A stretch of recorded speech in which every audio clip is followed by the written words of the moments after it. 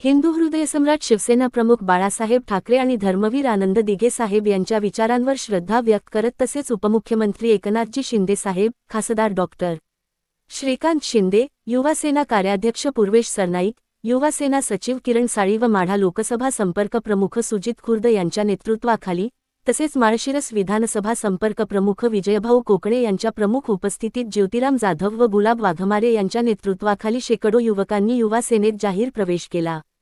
माळशिरस विधानसभा मतदारसंघात आज युवा सेनेच्या संघटनात्मक बळाचे दमदार प्रदर्शन पाहायला मिळाले।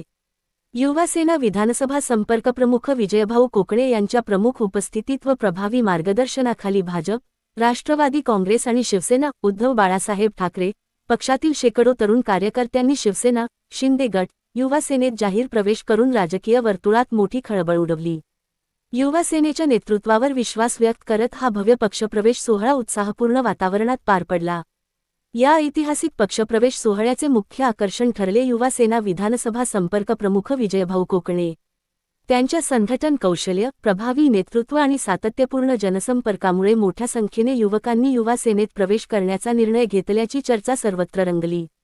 त्यांच्या नेतृत्वाखाली माळशिरस विधानसभा मतदारसंघात युवा सेनेची संघटनात्मक ताकद दिवसेंदिवस वाढत असल्याचे यावेळी स्पष्टपणे दिसून आले। या पक्षप्रवेशात ज्योतिराम जाधव आणि गुलाब वाघमारे यांच्या नेतृत्वाखाली शेकडो कार्यकर्त्यांनी शिवसेना, शिंदे गट, युवा सेनेत प्रवेश करून संघटनेला मोठे बळ दिले। त्यांच्यासोबत नातेपुते शहरासह विविध गावांतील अनेक तरुणांनी शिवसेनेचा भगवा हाती घेतला।